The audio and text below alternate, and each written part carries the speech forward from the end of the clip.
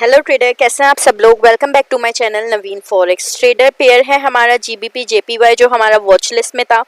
इस पे हमारी एंट्री 2-3 वीक से स्टक हुई हुई थी और हमारी एंट्री बन नहीं रही थी क्योंकि पेयर हमने अपने कुछ रूल्स मार्क किए हुए थे कि पेयर जो है इसने जो हमारा लास्ट हायर हाई था, जो मेजर स्विंग का हायर हाई था उससे नीचे इसने लोअर हाई बना दिया था और जो लोअर हायर लो था उससे नीचे लोअर लो बना दिया था। तो हमें लग रहा था कि जो है पेयर जो है वो स्ट्रक्चर अब बाय का फॉलो नहीं कर रहा। तो जब तक ये प्रॉपर सेल के स्ट्रक्चर में इस तरह नहीं आएगा हम एंट्री नहीं लेंगे और एंट्री लेंगे हम रीटेस्ट पे। तो यहाँ पे ये देख सकते हैं आप, इसने फेक ब्रेकआउट दिया सेल का और दोबारा इसने इस हायर हाई को, अगर ये मैं आपको दिखाऊं, इसने इस हायर हाई को ब्रेक किया और हमने जैसे ही ब्रेक किया हमने यहाँ से अपनी एंट्री ली क्योंकि ये हमारा वॉच लिस्ट में था और हमारी 1:2 की टीपी इजीली हिट हुई है। 1:2 की टीपी डे टाइम फ्रेम पे हिट हुई है। जिन लोगों ने 4 आवर्ली पे एंट्री ली होगी तो उनको एंट्री जल्दी मिली होगी और 1:3 का उनका टीपी हिट होना चाहिए, जो मुझे सिचुएशन देख के मार्केट की लगा है। तो आप देख सकते हैं किस तरीके से हम फेक ब्रेकआउट से बचे हैं इस पेयर में। अगर मैं आपको H4 पे दिखाऊं तो यहाँ पे सेल की मोमेंटम कैंडल भी बनी थी। ये देख लीजिए, ये सेल की मोमेंटम कैंडल बनी, पर हमारे रूल्स में रीटेस्ट था कि रीटेस्ट पे मोमेंटम कैंडल बनेगी तो हम एंट्री लेंगे। रीटेस्ट पे सेल की कोई भी एंट्री नहीं, मोमेंटम कैंडल नहीं बनी, हमने एंट्री नहीं ली। और जिन लोगों ने यहाँ से मोमेंटम के बाद ली होगी एंट्री इधर से, तो उनका यहाँ पे भी अच्छा सा प्रॉफिट बना होगा। H4 में उनका 1:3.3 का प्रॉफिट बना है। तो इस तरीके से हमारा ये पेयर बाय में दोबारा गया और हमारी एक सिक्योर एंट्री थी ये, जिसने हमारी टीपी हिट की। तो आप देख सकते हैं कि आपको इसी तरीके से पेशेंस के साथ 2 हफ्ते से हम इसको वॉच लिस्ट में, मैं बार बार कह रही थी ये जिस तरफ भी जाएगा हम एंट्री लेंगे। दोनों साइड डिस्कस कर रही थी, बाय भी कर रही थी, सेल भी कर रही थी, डिस्कस इसका। तो आप देख सकते हैं ये कितनी खूबसूरती से डायरेक्ट, आप देखेंगे डायरेक्ट आपकी टीपी हिट हुई है, मार्केट आपके एसएल से करीब तक नहीं आई है। तो इसी तरीके से आपको भी प्रैक्टिस करनी है और अपनी ट्रेड्स को मैच्योर करना है, पेशेंस रखना है, जल्दबाजी नहीं करनी। चलते हैं, अब हम एक पेयर ने हमारी टीपी हिट कर दी है, चलते हैं हम नेक्स्ट पेयर की तरफ। दूसरा पेयर हमारा यूएसडी कैट का है और यूएसडी कैट में हमने डे टाइम फ्रेम में कहा था कि मार्केट जो है वो बाय में जाएगी। अगर हम डे टाइम फ्रेम की बात करें तो मैंने कहा था, मैं इसको जूम करके दिखाती हूँ आपको, कि मार्केट जो है बाय में जाएगी क्योंकि बाय का ट्रेंड है। पर हमने यहाँ पे फिब लगा के कहा था मैंने आपसे कि ये 0.61 के 8 के लेवल तक आएगी। इस वजह से मैंने ये बात बोली थी क्योंकि पीछे जो ये लेवल है 0.61 का, ये मैंने आपको ड्रॉ करके बताया था कि ये एक स्ट्रॉन्ग लेवल है। मार्केट यहाँ पे बार बार आई है, रिएक्शंस दिए हैं, बहुत टाइम तक रुकी है। तो इस वजह से मैंने आपसे कहा था कि ये रिएक्शंस देगी, यहाँ तक आएगी। फिर जब हम H4 पे गए थे, let me delete this all. अब हम जब H4 पे गए थे तो हमें हेड एंड शोल्डर पैटर्न मिल रहा था।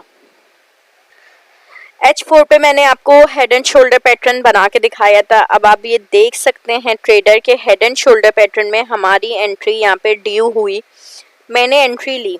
रूल्स के मुताबिक मुझे एसएल यहाँ रखना था, पर एक तो ये 100 से अबव हमारा एसएल हो रहा था, इस वजह से मैंने यहाँ नहीं रखा। और दूसरा मुझे ये पता है कि बड़े टाइम फ्रेम पे मार्केट जो है वो गई हुई है डेट बुलिश साइड पे, ठीक है, और मुझे वहीं तक एंट्री लेनी थी जहाँ पे मार्केट जो है वो 0.618 का लेवल दे रही है कि वहाँ से मुझे अभी भी उम्मीद है कि मार्केट दोबारा जो है बाय में जा सकती है। तो मैंने अपनी एंट्री को सिक्योर करने के लिए अपने एक शॉर्ट टर्म एंट्री ली, एक अपना एसएल को छोटा रखा, मिनिमाइज किया और मैं यहाँ पे सिक्योर अपना प्रॉफिट अर्न कर चुकी हूँ अभी तक 70 पिप्स का, और मैंने ब्रेक इवन कर दिया है अपना एसएल। अगर मुझे मज़ीद ये 1:2 नहीं जाता तो कोई मसले की बात नहीं है, मेरा एसएल नहीं होगा।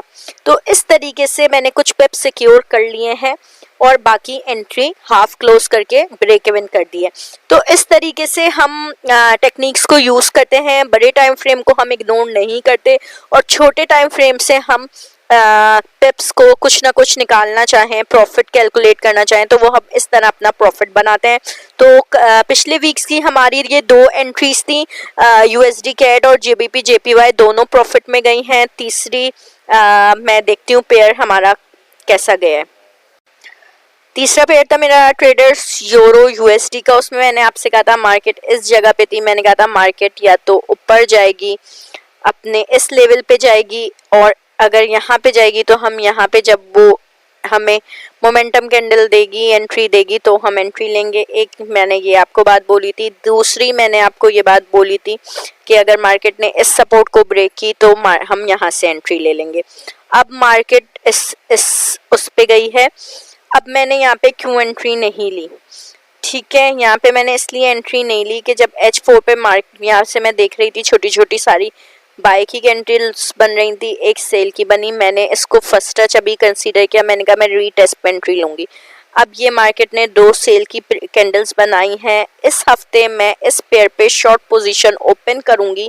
तो ये मेरा पहला एनालिसिस है इस वीक का कि मैं इस पे शॉर्ट एनालिसिस करूँगी। इस वीक के ऊपर मैं अपना एसएल रखूँगी और मेरा पहला टारगेट होगा वो ये होगा, और उसके बाद अगर इस सपोर्ट को मार्केट ब्रेक करेगी तो मैं एक और एंट्री इस सपोर्ट के बाद से लूँगी और इस अपनी जो ओपन पोजीशन होगी इसको कंटिन्यू रखूँगी। तो ये एक फर्स्ट हमारा एनालिसिस है इस हफ्ते का कि मार्केट हमारे ही जो हमने प्रेडिक्शन की थी उसको फॉलो कर रही है। मार्केट ऊपर गई है और उसने रीटेस्ट किया दोबारा इस लेवल को, मोमेंटम कैंडल हमें मिली यहाँ पे। यहाँ से अब हम एंट्री लेंगे और नेक्स्ट वीक फ्राइडे को एंट्री इसलिए नहीं ली क्योंकि मार्केट क्लोज होती है, तो मैं अपनी सारी एंट्रीज क्लोज कर देती हूँ चाहे वो जितने भी प्रॉफिट में हो, या ब्रेक इवन करती हूँ ताकि अगर मार्केट मंडे को खुले और वो कोई रिएक्शंस दे लिक्विडिटी ग्रैब करने के लिए, तो एसएल हंटिंग से सेफ होने के लिए मैं इस चीज़ को करती हूँ। तो पहला टारगेट हमारा मेरा यही होगा कि मैं ये वाले पेयर पे, यूरो यूएसडी के पेयर पे शॉर्ट पोजीशन ओपन करूँगी। फर्स्ट टीपी मेरी ये होगी, उसके बाद इसको मैं कंटिन्यू करूँगी, ट्रेल करूँगी अपने प्रॉफिट को। अगर यहाँ से सपोर्ट ब्रेक होती है और यहाँ से एक और एंट्री सपोर्ट की ब्रेक के बाद लूँगी, और उसको मैं यहाँ से अगर लूँगी तो उसका प्रॉफिट एसएल इस तरीके से इतना रखूँगी और फिर उसको नेक्स्ट लेवल तक लेके जाऊँगी। तो फर्स्ट मैंने आपसे शेयर कर लिया है। चलते हैं नेक्स्ट पेयर की तरफ और देखते हैं कि उसमें मार्केट हमें क्या रिस्पॉन्ड कर रही है। पेयर है हमारा यूएसडी जेपीवाई। सेकंड पेयर है हमारा इस वीक का, बाय के ट्रेंड में है, फुल बुलिश ट्रेंड है इसका। मार्केट में ने मोमेंटम के साथ ऊपर की तरफ जा रही है। अगर हम देखें तो एक सब रेजिस्टेंस थी, मार्केट ने इसको ये ब्रेक किया यहाँ मोमेंटम से कैंडल के साथ। मैं जूम आउट करके दिखाऊं, ये मोमेंटम कैंडल के साथ ब्रेक किया हुआ है, ठीक है। और उसके बाद एक माइनर रेजिस्टेंस ये ब्रेक हुई है, ठीक है। अब मुझे जो लग रहा है, सबसे पहले अगर हम फिब रिट्रेसमेंट इस लेवल से देखें तो यहाँ तक आने के चांसेस हैं 0.618 तक, और अगर हम फिब रिट्रेसमेंट को इग्नोर करें तो भी मुझे लग रहा है कि मार्केट जो है रिट्रेस करेगी या तो इस लेवल तक, तो यहाँ से एक एंट्री बन सकती है आपकी बाय की इस लेवल से, वरना तो एक और एंट्री आपकी बन सकती है अगर मार्केट यहाँ से रिट्रेस करके इस लेवल तक आएगी, तो यहाँ से बाय की यहाँ तक एक एंट्री बन सकती है।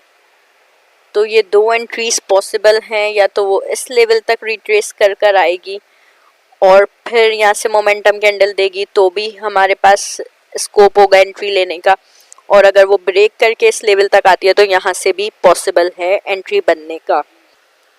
ये हमारे analysis and day time frame पे चलते हैं H4 के टाइम फ्रेम पे और देखते हैं कि H4 के टाइम फ्रेम पे मार्केट कैसे लेवल्स बना रही है। तो जनाब हम आ गए H4 पर, और H4 पे हम देख सकते हैं कि जो हमने बनाए थे अपने लेवल्स, उसकी ही मार्केट रिस्पेक्ट कर रही है, हमें उसमें चेंजेस करने की ज़रूरत नहीं है। यहाँ से हम बना सकते हैं, एक फिब रिट्रेसमेंट लगा सकते हैं, और ये जो हम फिब लगा रहे हैं तो मुझे लगता है कि मार्केट आएगी इस लेवल तक। H4 का माइनर लेवल ये है, यहाँ तक भी आ सकती है मार्केट H4 के माइनर लेवल के ऊपर। हम इसके रिट्रेसमेंट का वेट करेंगे और देखेंगे कि थोड़ा सा रिट्रेसमेंट में छोटी छोटी कैंडल्स बन रही होती हैं। मार्केट डिसीजन फेज में होगी जब भी, तो छोटी छोटी कैंडल्स बनाएगी। जैसे ही मोमेंटम कैंडल बनेगी बड़े स्ट्रक्चर पे जो है डे का टाइम फ्रेम पे या वीक के टाइम फ्रेम पे ये बाय में है, तो हम बाय को ही इस पे सोचेंगे, सेल के लिए हम नहीं सोचेंगे जब तक मार्केट प्रॉपर सेल के स्ट्रक्चर में ना आ जाए। जी ट्रेडर्स, तो ये थे हमारे इस वीक के एनालिसिस, जिसमें 2 एनालिसिस मैंने आपसे शेयर किए, यूरो यूएसडी का और यूएसडी जेपीवाई का। थर्ड एनालिसिस मैंने इसलिए आपसे शेयर नहीं कर रही हूँ कि ऑलरेडी मैं एंट्री लूँगी जेबीपी जेपीवाई पे। एक एंट्री हम ले चुके हैं इस पेयर पे, जो हमने डायरेक्ट जब ब्रेकआउट हुआ तो ली। अब हम इसके रीटेस्ट का वेट करेंगे और रीटेस्ट के बाद मैं एंट्री लूँगी। तो इस पेयर पे भी एंट्री दोबारा बनेगी, तो इस वजह से इस पेयर को भी दोबारा वॉच लिस्ट में रखना है। रीटेस्ट के बाद जैसे ही मोमेंटम कैंडल बनेगी तो हम एंट्री दोबारा लेंगे इस पेयर पे। तो ये थी इस हफ्ते की वीकली एनालिसिस की रिपोर्ट, जिसमें हमने लास्ट वीक के अपने पहले डिस्कस किए, जो माशाल्लाह से हमारे प्रॉफिट में गए हैं। उम्मीद करती हूँ कि नेक्स्ट वीक भी, आने वाले अपकमिंग वीक में, मार्केट हमारे एनालिसिस को रिस्पेक्ट देगी और जैसा हम सोच रहे हैं इंशाल्लाह हमारी टीपीज हिट होंगी, मार्केट से हम कुछ ना कुछ प्रॉफिट ले पाएंगे। उम्मीद है आपको ये वीडियो पसंद आई होगी। अगर आपको ये वीडियो पसंद आई है तो लाइक ज़रूर करेगा, डिफरेंट चैनल पे शेयर कीजिएगा। मिलते हैं next week new learning, new strategy के साथ। तब तक के लिए मुझे इजाज़त दीजिए। अल्लाह हाफ़िज़।